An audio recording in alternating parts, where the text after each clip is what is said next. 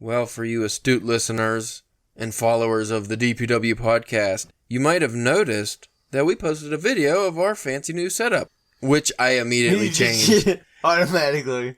Now we got a horizontal table, and we got a fancy new blackout curtain. Nice. Yeah, it is nice. Very nice. Very nice, very nice. Put up mere moments before the recording of this episode. Literally mere moments before this recording. I'm all hot and bothered, too.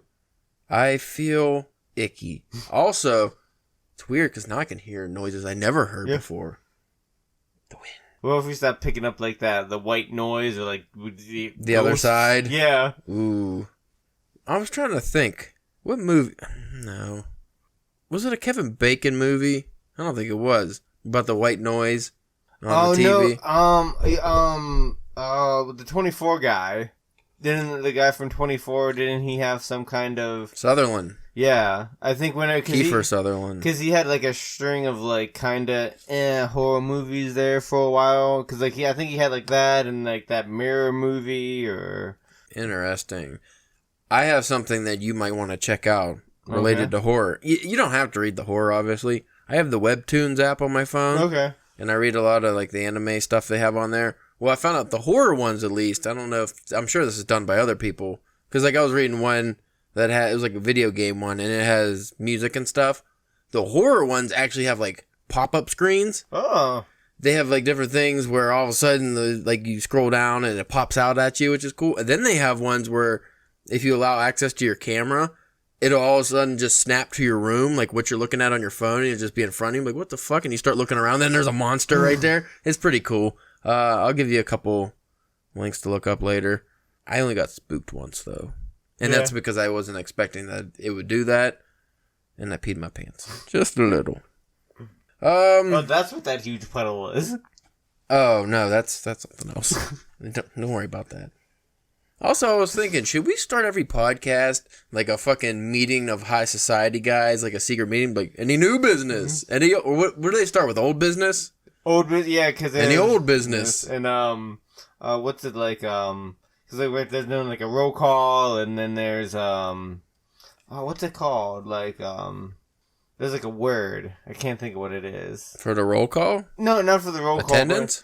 No, for like for the business. It's not called like I can't remember. I've never been in a legit secret society, just ones I've started that never panned out, so I can't say yay or nay on whether it's the name for it. I do like the business thing though. I think we do that, like any old business. Yeah, Steve's still shitting in the urinals.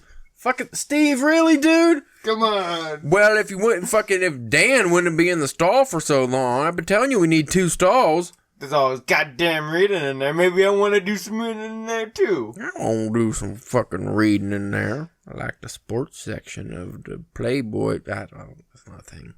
They didn't have a sports section back when the Playboy was around. What would new business? Like, do we ever have new business? No. Any new business? I killed a guy yesterday. We moved the table. We moved the table. That's new business. We do need to, now that we have, like, we're hidden in this corner, we need, like, a secret, especially when we get that bookshelf. Yeah. Which, if I can fucking Bruce Wayne it, I'm gonna make it I'll like a spin so it opens. I pull a book out and it spins, and that by that point we'd have to make behind you an actual wall, not a curtain.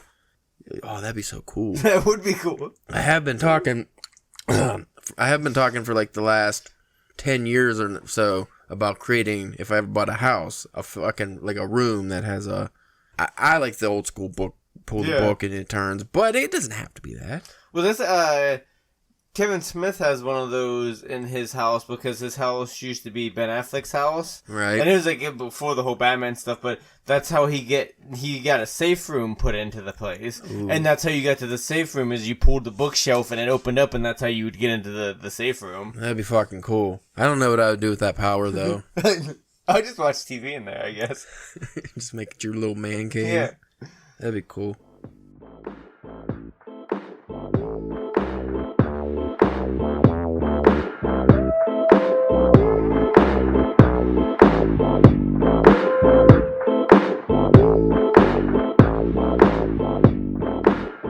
Welcome. You are listening to the Drunken Pen Writing Podcast. I'm your host, Caleb James. With me today, Spencer, the Monroeville Maggot Muncher Church. Halloween's coming soon, so yeah. You're gonna get some gross ones. I'm okay. Oh, like the other ones for the past couple of months haven't been gross? No, those are fine. I can't wait, Ted. Today, we're talking about the worst opening sentence ever. I swear we've talked slightly about this before. Well, I think whenever we talked about, like, the best openings. Or just, like, good opening sentences, I think when we talked about that, we, like, we intermingled some of, like, like, what you don't want to do. Right. Well, today, it's going to be more specifically, we're going to be talking about the contest. About it's a very famous contest. I don't know. I swear it's been going on for like 70 years or something. Should have looked like most things. I should have researched beforehand. It's too busy putting up a fucking curtain instead of freestyle research. But what is regarded as the worst opening sentence for a story of all time? It's the basis of this contest, which I'll get to in a little bit. Is the famous "It was a dark and stormy night." Now, I will read the whole sentence because obviously that's just the opening of the opening sentence. But why is "It's a dark and stormy night" considered so bad? Well, I would think it probably, like, at the time wasn't bad. I would think just from the overuse. Because by now that has been, used and played out so many times, I would think by now. I think what makes it so inherently bad is that... And it's generic. Well, besides it being generic, which is the main thing, it 100% just tells the reader it's a dark and stormy night. Instead of, say, describing the howling winds and the furious rain and the blackness of the night, which is showing the reader and letting them paint the picture in their head. Conversely, I think that it's also a great opening line because as a writer... While your job is to paint pictures with words, your job is also to convey a message in the most efficient manner. And a dark and stormy night, everyone can immediately picture what that looks like. Sometimes it's not necessarily to go into the flowery language. Again, like with most things when we talk about on these episodes, it's how you use it. Right. It's a tool, and you can either use the tool a right way or a wrong way. You know what I was almost expecting to be on there? Would be like, and it'd be along the lines of that. And I would think even worse would be like Once Upon a Time. Once Upon a Time, I would say... when have you ever actually read that wasn't unironic or something? Like it wasn't being sarcastic. Have you ever actually seen that in a real story? No, but I don't read those kind of stories. Like, you know what I'm saying? Like, see, because I went through, like, the Grimm's fairy tales and some other stuff like that, and I never saw Once Upon a Time. I don't think. Maybe I did, and I just glossed over. Because it's so, such a common trope at this point that you will gloss over it. I wonder what's the first story that did that. I don't know. That's interesting because... Kind of even, like, I wonder what the first story that was, like, a dark and stormy night. Well... Because that guy was probably like... That shit's the bomb. Well, the line "It's a dark and stormy night" is most commonly associated with the novel Paul Clifford, who was written by Edward Bulwer Lytton, which I believe is what that contest is named after. Here's the full sentence: "It was a dark and stormy night when the good Antony arrived at the creek, sagely denominated Harlem River, which separates the island of Mannahatta from the mainland." See, I was gonna there's also parentheses in there, so I can see why that sentence is shitty. Well, I was gonna ask you if it said, like, when it was written, but I could tell by the way that it was written, it's old. It's very old. Yeah, fast forward 21 years to 1830 and the publication of Paul Clifford Bulwer Lytton's Home, set during the French Revolution about okay, I don't want to read about that. I don't know if this is... I guess he just reused the line in something else, and this seems a lot better than that last one. "It was a dark and stormy night. The rain fell in torrents, except at occasional intervals when it was checked by a violent gust of wind which swept up the streets. For it's in London that our scene lies." That's terrible. That was in parentheses. rattling along the housetops and fiercely agitating the scantily flame of the lamps that struggled against the darkness. Scanty flames, not scantily. That's all one sentence. On a level of awfulness, Spencer, what do you give that? Let's break it down. So we already covered the dark and stormy night. You're not really showing the reader the dark and stormy night. You're just telling. But since he does follow it up with the rain fell in torrents, okay, well, now you can, he's elaborating on that. He's showing you that the rain is falling heavily. Except for the occasional intervals. Not necessary. That was stupid. When it was checked by a violent gust of wind which swept up the streets. That I feel like that's okay. Except for the following, for it's in the London that our scene lies. You don't need to... Yeah. Just in parentheses, there's better ways to put that.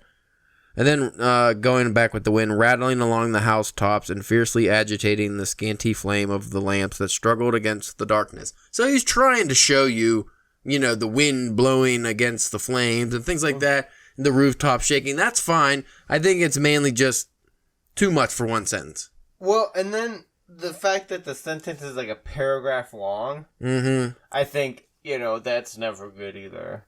No, not for your opening sentence especially. It's just purple prose. Too much writing there. So we go to the Bulwer Lytton Fiction Contest. In this, do they have an about page on here, Spencer? Our story. Here we go. I'd like to give a little history for the people unaware. Since 1982, the English department at San Jose State University has sponsored the Bulwer Lytton Fiction Contest, a whimsical literary competition that challenges entrants to compose opening sentences to the worst of all possible novels. So it would actually be the novel is also awful, not just the sentence. I like that. The contest, hereafter referred to as the BLFC, was misbegotten brainchild of Professor Scott Rice, whose graduate school excavations unearthed what he took to be the source of the line, "It was a dark and stormy night." So I didn't read all the stuff that was on that previous thing, but apparently it's a dark and stormy night.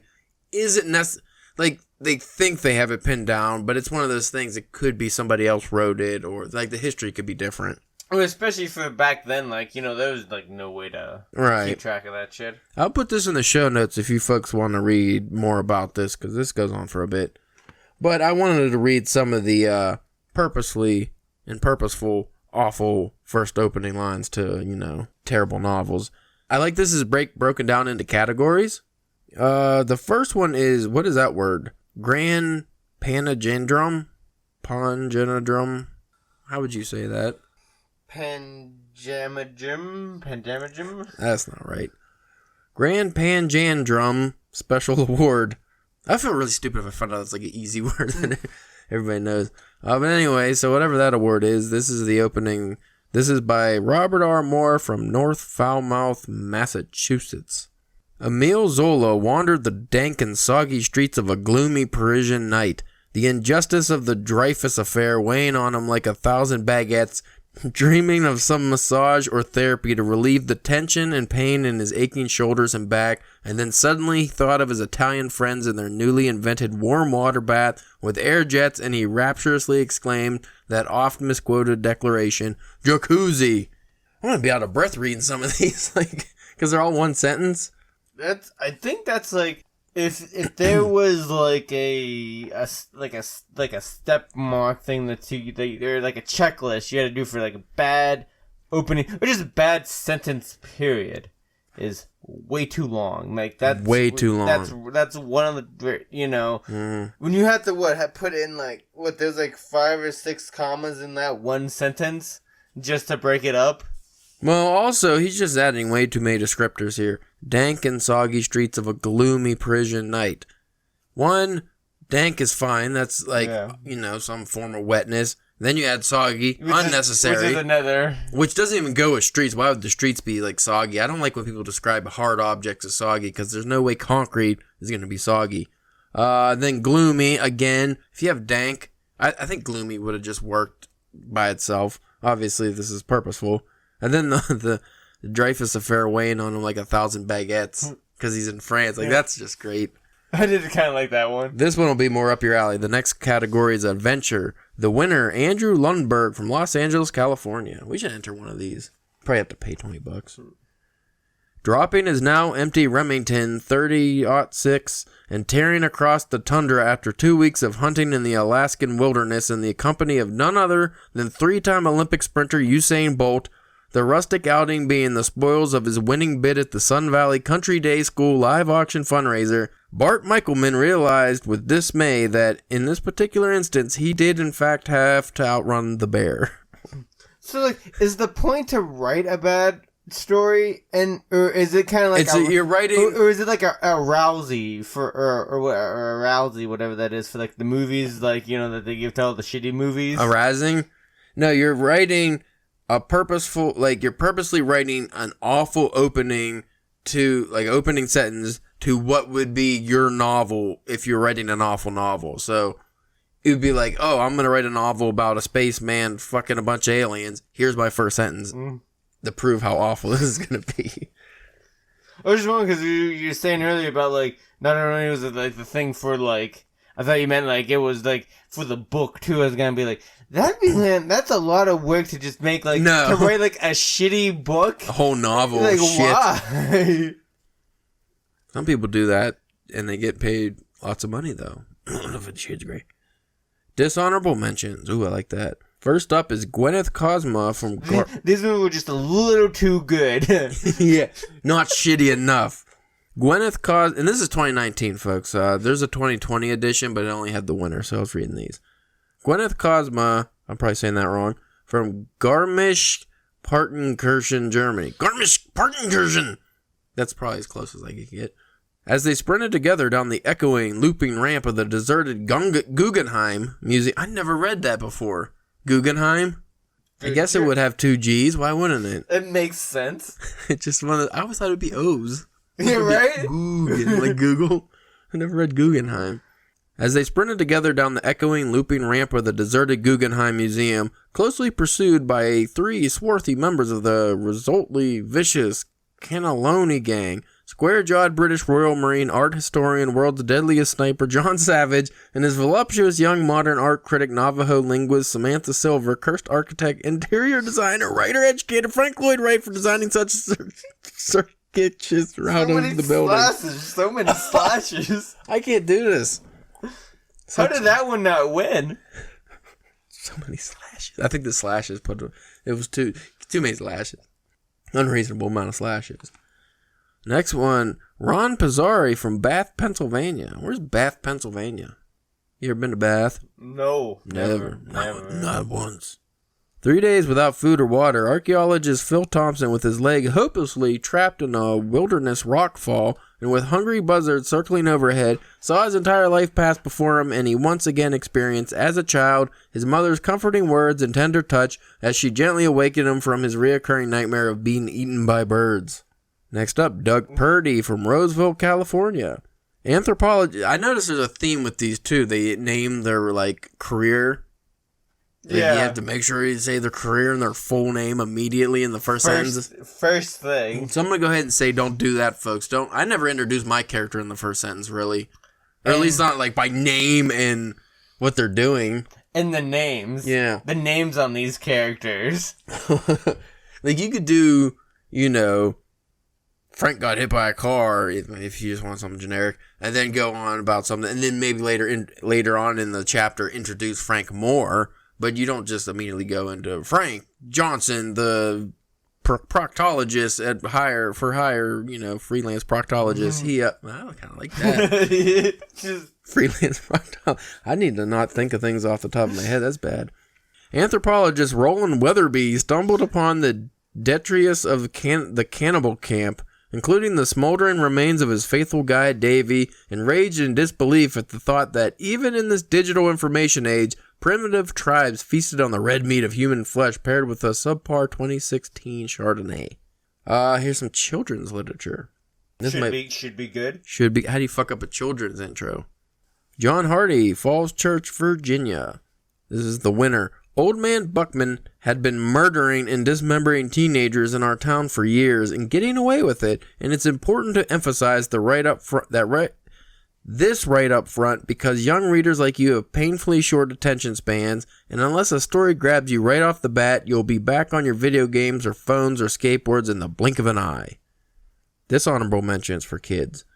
It seems very kidly. No, not at all. I think that's the point. Olivia Burkett, Springboro, Ohio. There were 2 goats drooling over the scrumptious olive-colored grass, but eternally separated from it by a paralyzing fear of the gargantuan goat-munching ogre under the bridge. And there was Tom, the socially awkward ogre who bit his fingernails so noisily that the sound resembled the crunching of bones. See, I didn't mind that one. Maybe that's why it was a dishonorable mention. I mean, it was obviously a little alliteration going on, a lot of slashes and overwriting, but still, I like the idea of the troll munching his fingernails like bones. Ogre, whatever. Next up, Bridgette Palmer, Norman, Oklahoma. If I wanted to fulfill my lifelong dream of being a dystopian YA's protagonist, I needed several things. Missing or deceased parents? Check. A complicated romantic life involving multiple partners and predictable behavior? Check. A tough exterior that protected my sensitive inner workings? Check. And finally, a life of danger, uncertainty, and constant struggle to survive? Check. It turns out turtles are well equipped to star in YA adventures. Oh, that's a bad one. Check. Crime Detective, the winner, Jeremy Doss, Loughborough, England. How do you Loughborough? Realizing that his symptoms indicated a virtually undetectable fast-acting neurotoxin, CIA coroner Quinn Abner frantically wrote up the details, lay on the floor, and, as a professional courtesy, did his best to draw a chalk outline of himself. At least these are humorous. Yeah. I'll read some of that. How many more are there? There's a lot more. Okay, I'm going to not read the dishonorable mentions anymore. There's a lot of different categories. Dark and Stormy, winner, Andrew Lundberg, Los Angeles, California. It was a dark and stormy night, and since this was Miami in July and everyone had left their convertible tops down, the rain fell in Cadillacs. I like that one. That's a good one. Oh, man. I kind of want to read a couple of these. Just because these ones we could maybe since the whole Dark and Stormy. These are the dishonorable mentions for Dark and Stormy. First up, Kobe J. Scott, Hollywood, California. It was a dark and stormy night. The rain fell in torrents outside the Breast Western. I didn't mess that up. The country-themed strip club where the exotic dance duo of Stormy and Dark rattled the house, for it was a Tuesday, and fiercely agitated the lustful flames of the patrons who struggled in the darkness to rearrange their wranglers. How did that not win? That's better. The strippers are named Dark and Stormy? Well, that's why, because it's better. That's why he didn't win. Oh, that's good. It had a negative greatness. Ooh, I just like this guy's name on the next one.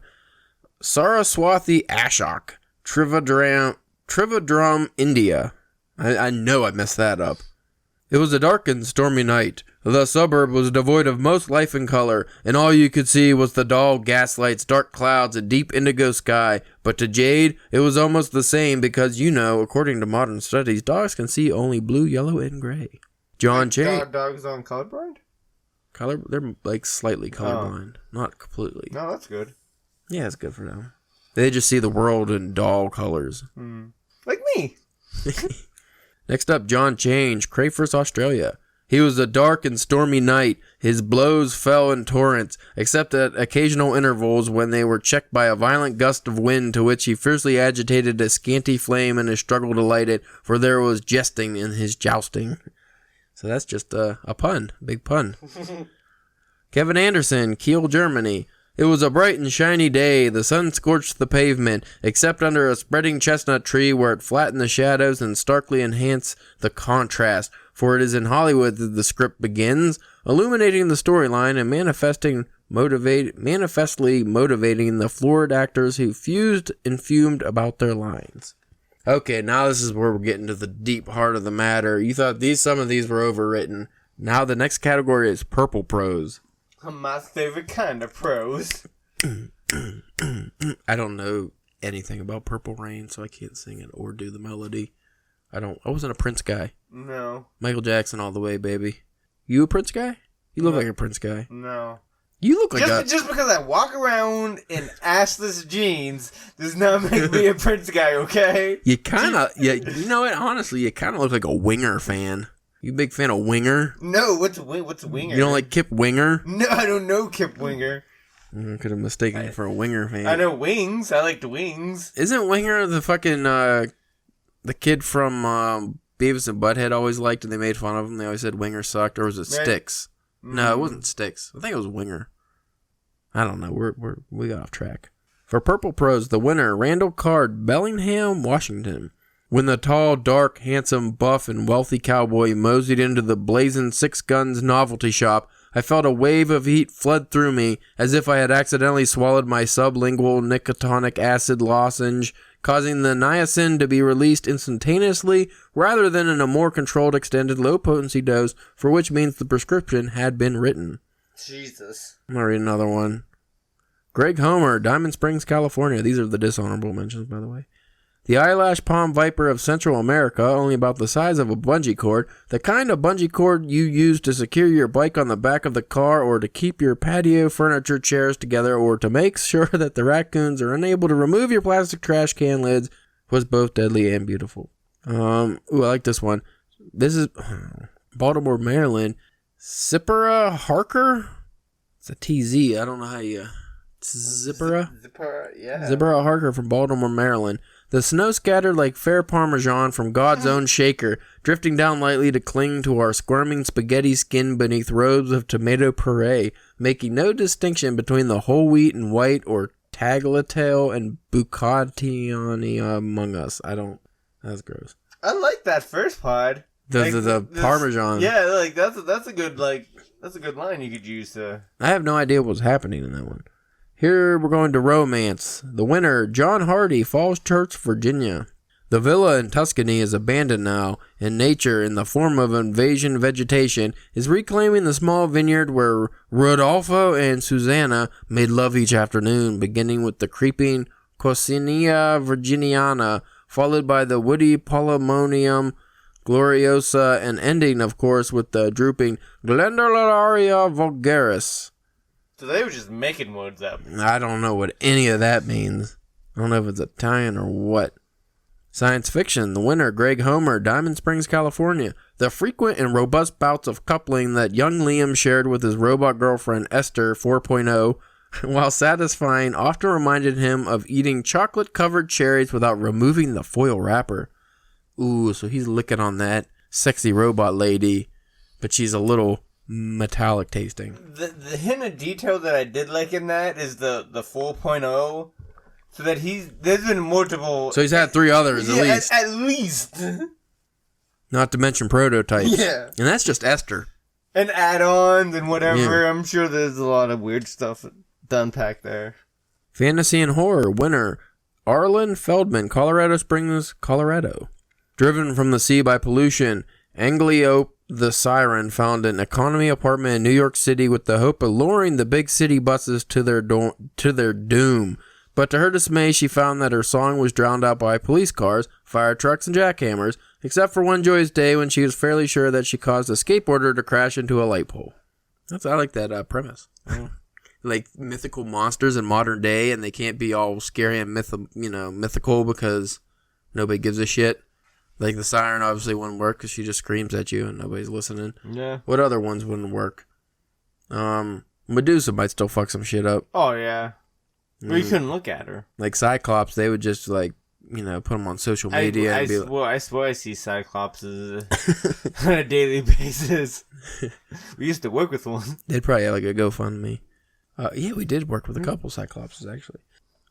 Historical fiction winner Dave Beck, El Cerrito, California. Contrary to popular opinion, Jehoshaphat. I never read Jehoshaphat either. You're just batting 1,000 today. I got that right off the bat. That's a weird looking word. Contrary to popular opinion, Jehoshaphat, the 9th century BCE king of Judah, who reigned for his 25 most peaceful years, yet is best known for his defeat of the Moabites at El Engedi in 849 BCE, rarely jumped. So jumping Jehoshaphat, he did not jump very often. Should change his name. Ooh, vile puns. The winner of vile puns is Bart King, Portland, Oregon. After purchasing an oval Chinese frying pan at the diminutive British aristocrat's yard sale, Nigel realized that he'd just taken a long walk off a short pier. Get it? Because you got to walk. What was the pier, though? I didn't get that one. Is that what you call it? I don't know.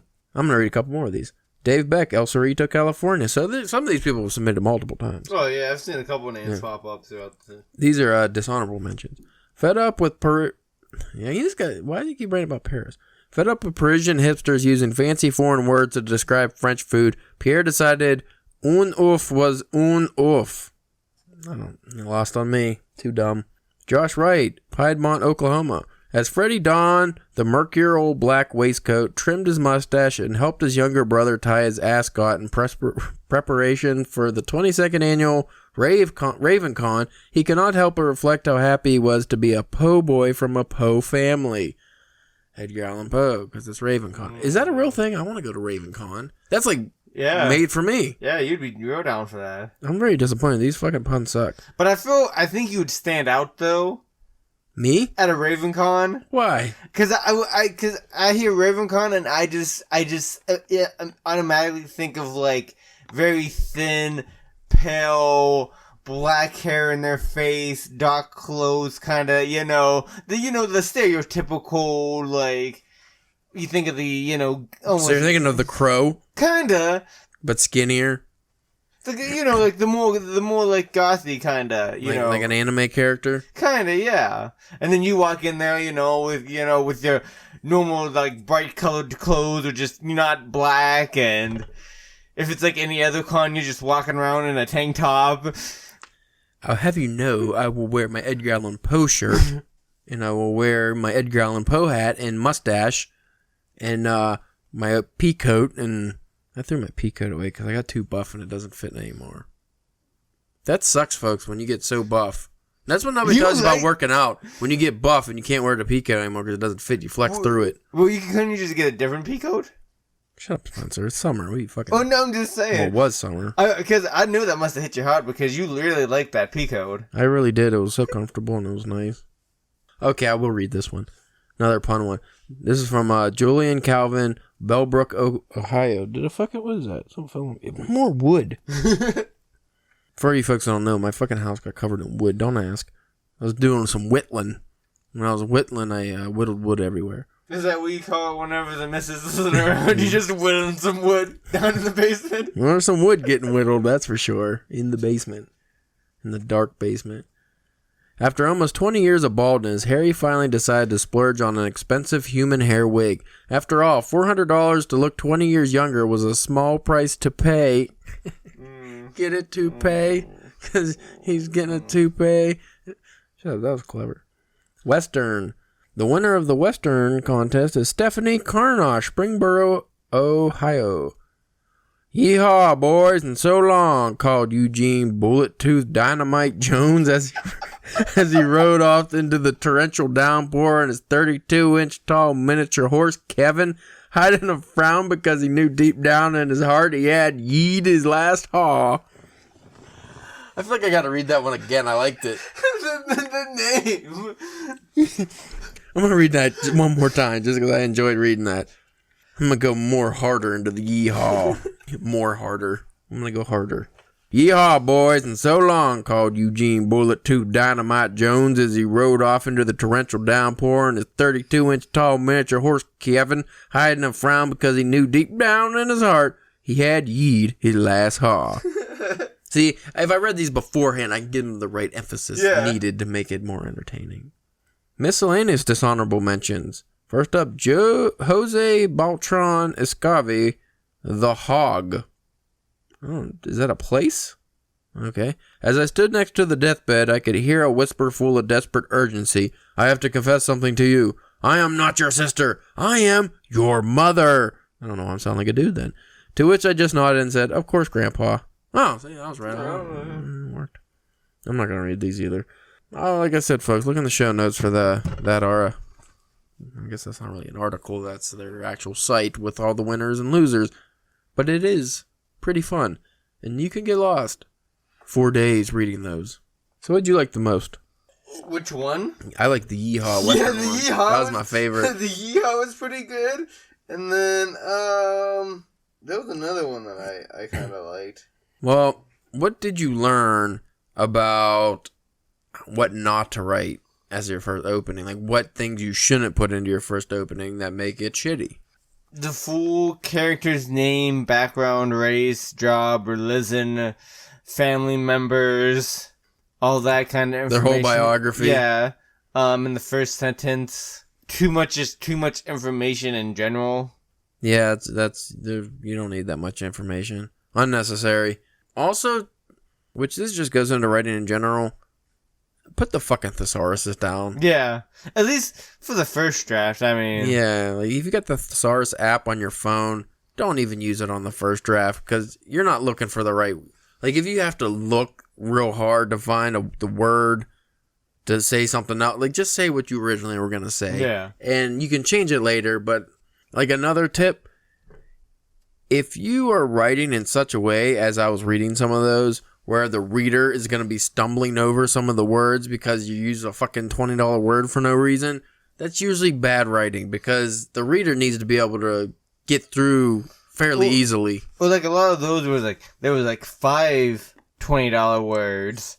Well, that's the thing about a $20 word. You can throw one in every once in a while. Yeah. And then the reader, oh, this guy's smart. Oh, I'll look this up. But like you just said, if you got 5 in a row, fuck it. Like, that's why when I read fucking Melville, I'm just like, I guess I got to read this with a dictionary at my side. Thanks, Melville. Like, that's not enjoyable. I don't want to read like that. I don't want to. They should have just named it the Herman Melville Contest. And just like the length of the first sentence. Yeah, again, which kind of goes with me reading them out loud. Your reader shouldn't be out of breath after reading one sentence.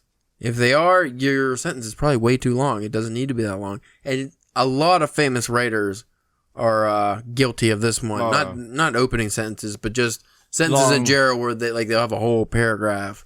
That's one sentence. See, I always feel like my sentences are too small. Too short. Yeah, like I'm just like, and I know like, that's good sometimes if you, to, maybe try to quicken up the pace real quick or to set a certain kind of, feeling going on. But I feel like a lot of times, like, my sentences are short.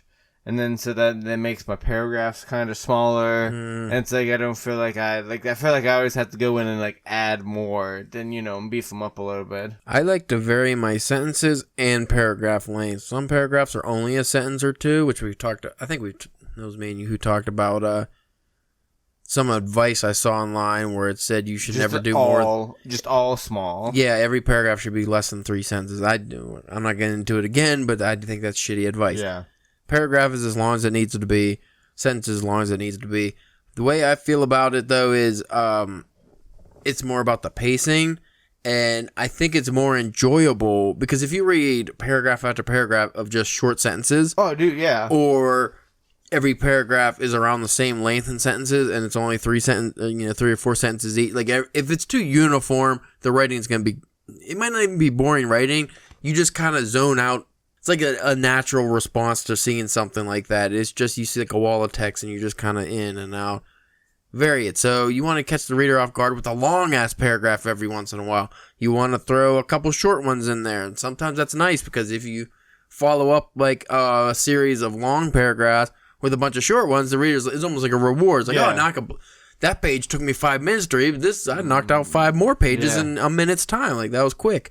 So just vary your writing. That's really all I can say. And that just has to, that's kind of a trial and error thing just to learn what works best for you and what works best for the story. And that's going to help you kind of figure out your voice too. Yeah. Once you get a grasp on what your storytelling voice is for the most part, or at least whatever the voice is for whatever story you're working on at the time. Right. And I think once you're able to get that down, I think that helps. It's one of those things you don't think about when you first start writing. You're like, I'm just gonna write, and then at some point you I don't want to say get obsessed with it, but you focus too much on that, and you kind of it would almost be better if you just go back to that. You're not paying attention to the length of sentences and paragraphs. You're just writing. Because that's mainly what you want to do. And again, it's about the efficiency of the message. I don't think I've ever read a novel where everything was short sentences that I cared for. I've never read too many novels that every fucking sentence was, a page long that I really liked either. But moderation, I guess? I don't know. Yeah. Just work on it. I don't know. I'm tired now. Well, put up one stinking curtain. I'm tired in here now. It's too comfortable in here now. Anyway, folks, if you want to talk to us about butt stuff, you can... Who wrote this fucking thing? Spencer, I'm not letting you in charge of the outros ever again. Darn it. He always writes my outro, and then I read it online, on air, on something. It's like the Ron Burgundy. You just read whatever's in front of you. It doesn't... Anyway, just go to drunkenpenwriting.com and look up stuff. We got things on there. You can also check us out on Twitter at drunkenpenwriting, Instagram and Facebook, drunkenpenwriting, YouTube, which I never call out for some reason, but we do have YouTube, which is just the podcast. And one video of us beating the shit out of stuff, but that was also on Instagram. You know what? I'm going to give the people some real advice. Do some goddamn writing. Yes. And you'll get some results. Yeah. Too much thinking about writing, talking about writing, wanting to write. Just fucking write. Don't act about it, be about it. Bitch.